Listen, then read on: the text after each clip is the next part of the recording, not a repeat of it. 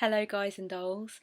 I've been having some thoughts recently about Samhain, about how I'm personally planning to celebrate this year, the ritual that I'm working on and preparing for, and just in general the fact that Samhain is my favourite festival of the pagan wheel of the year, and having a few thoughts on why that is and what I feel the specific themes are that tend to come up with Samhain that resonate so well with me.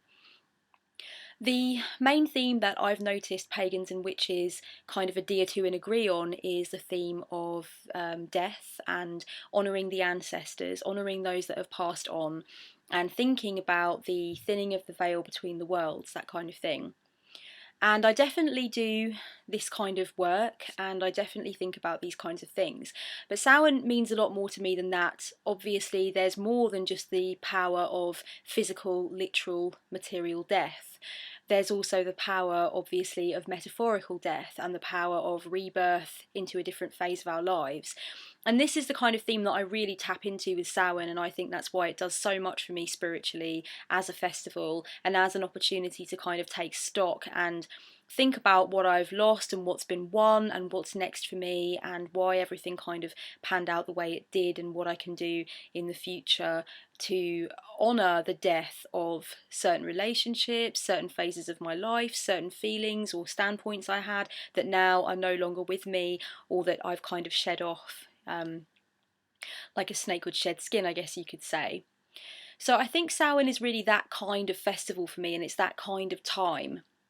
And I think that Samhain has a big theme of rest. It has a theme of slowing down and taking stock, kind of feeling like time is slowing down, like we don't have that kind of hectic high vibration of the summer. It's much more of a gentle time, and of course it's harsh outside in this side of the world anyway, harsh weather-wise, and that kind of gives us this feeling of wanting to be inside and wanting to hibernate and wanting to cloak ourselves. But also it's gentler in terms of social activity, and it's gentler in terms of the idea that the cold makes us go inside our houses and then sort of in turn inside of ourselves to kind of work things out and do inner work, as I like to call it.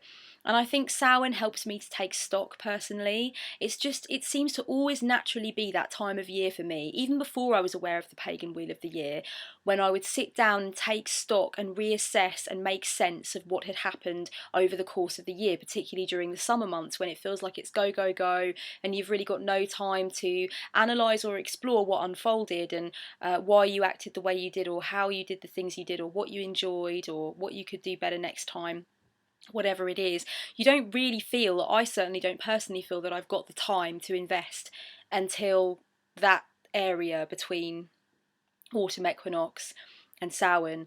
That's the kind of real spiritual time for me where I tap into not only my sense of the importance of personal development, but I also tap into that place between the dream world and the conscious world, and those places that I visit to kind of fulfill myself spiritually, those places that I kind of can't even ignore at this time of year because it just seems to be so on my mind and so literally there in front of me that I kind of have to succumb to it, if you like. So I think that's why even before the pagan wheel of the year, this kind of weather always affected me and drove me back home to myself and made me consider things and made me feel more comfortable and happier. And I am a December baby, and I think that the time when you're born and the weather that was going on at that time does have kind of a great effect usually on the way you are and the way you relate to the world in terms of seasonal changes. So before I was aware of the pagan wheel of the year, it was always an important time, this change for me, and I always loved it. And when I started to recognise Samhain not just as Halloween, which I also obviously love, but as this kind of this ancient festival, it really did kind of bring home to me that paganism was definitely the correct path, because everything that's thought about and celebrated during Samhain kind of taps into what I always so organically felt about this time of year anyway. And I think that Samhain has a lot for me to do with stability and roots, because this idea of hibernation and this idea of everything kind of being under the ground and waiting for its time, but it's not out there, and there's not this verdant green lushness going on, and there aren't animals bounding around. Everything seems to have gone beneath and gone back to Mother Earth, gone back to the womb almost, kind of encircled itself in this cloth of dark and cold, and it kind of makes me feel very able to tap into my own ideas on stability and roots and what my strong foundation is, what my core is, and where that really lies, and how much I can trust it and how much I identify it with myself. And of course, thinking about the ancestors and how people honour their ancestors and honour the dead at this time, not just the people that they knew that have passed on, but just their ancestors in general, their cultural ancestry, any kind of heroes or prophets or gods, goddesses that were once queens, so that kind of thing. Anything like that, of course, it's about honouring the dead. But I also feel it's about remembering the past in general, and tapping into your recent past and your distant past, but also thinking about how the long distant past affects us in the here and now, and thinking about time not only as linear but also as cyclical. And also, I often feel that Samhain helps me to shrug off the modern concept of time itself. The clock is an interpretation of time, but it's not time itself.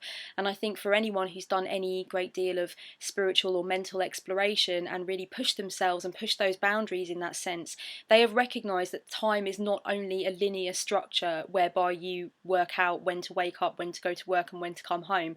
It's far more than an organisational concept like that. It's far more than a clock face.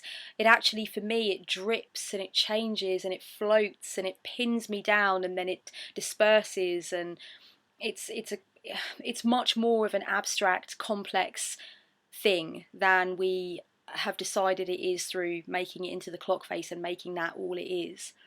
So I think it gives me, if that's not too convoluted and difficult to understand, it gives me time to think about the concept of time itself and what it means to me and how I use it and how I've been taught to perceive it, and then how I actually perceive it when all of that kind of that conditioning is stripped away.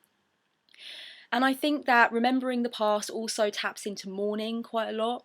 I think Samhain for me is a time of mourning, and this year it is going to be a time of mourning. I have left behind quite a few things in the last 12 months. I have left behind 2 major friendships.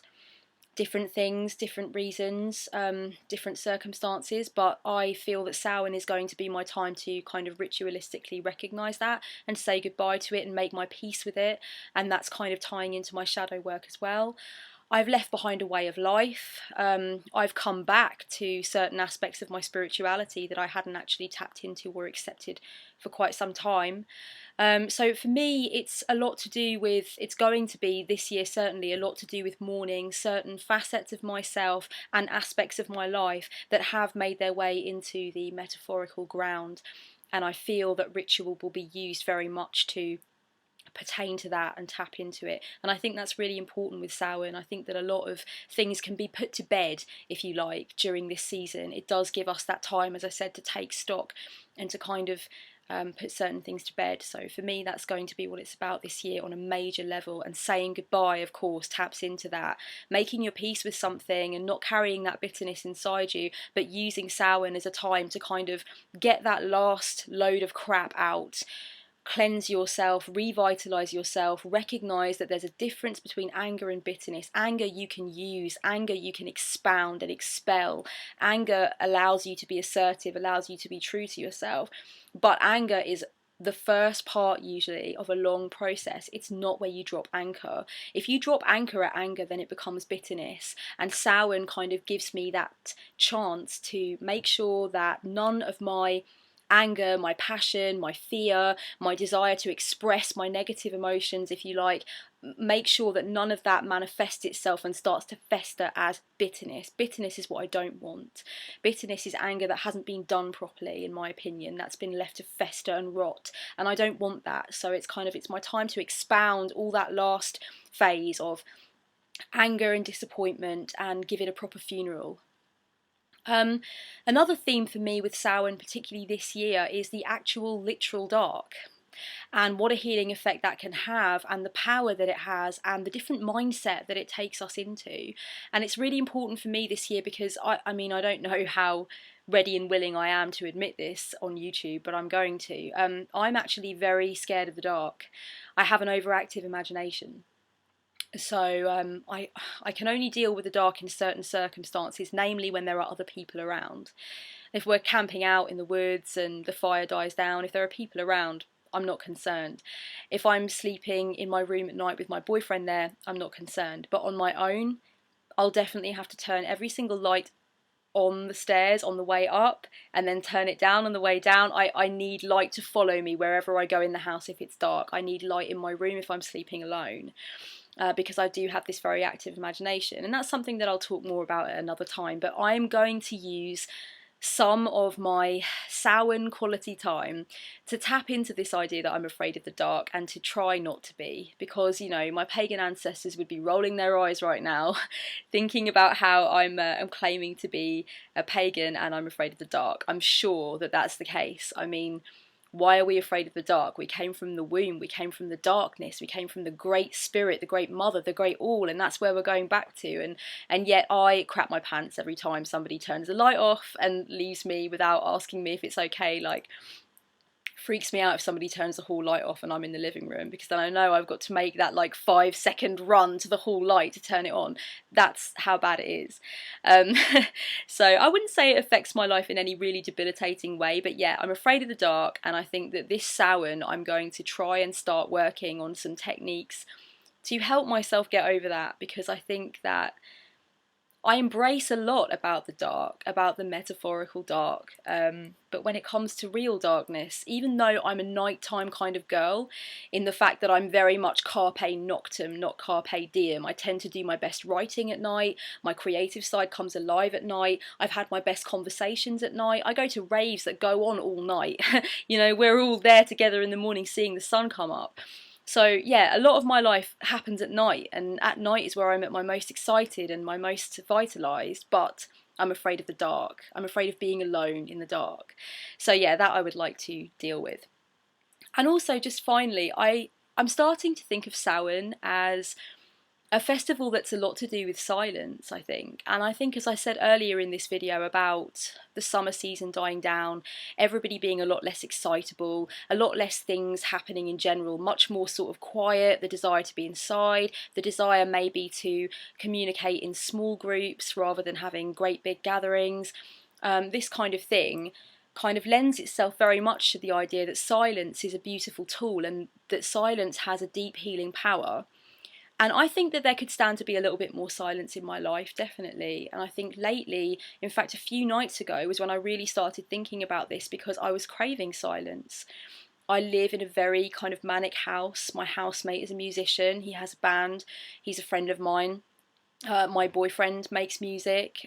We have a very lively house. We always have people coming in and out. We have huge house parties. We just had one actually on the autumn equinox. It was an absolute all-night rave. And I love my life that way. And in many ways, I am that person. But I am also emotionally introverted, and I am very spiritual. I have a strong spiritual core. And I think sometimes I don't give myself enough credit for the fact that I need certain things, that I deprive myself of, and that's what it is. I deprive myself of them. And I think the other night something just kind of overtook me, this huge desire to just shut it off and have silence for a time. And it's been very difficult for me to get that over the last few months, because a lot of stuff has been changing for me, a lot of stuff's been going on. I think I want to tap in to my desire to just not talk to myself, not talk to anyone else, not have music playing, not have a film on. I just want to go for a very, very quiet walk and just touch the trees that are wet from rain and just enjoy that silence. And I know I'm going to give myself a few opportunities to do that during this period running up to Samhain, and I know it's just going to be so, so special for me, and I'm going to love it, and it's just going to give a whole new meaning to the festival yet again, I think, this year. I think every single year you reinvent your favourite festival, you prepare for it in a different way, you are a different person because a whole year has passed since the last time, and you approach it and celebrate it in a different way. And I think for me this year it's going to be a really, really good one, and I hope it will be for you guys too.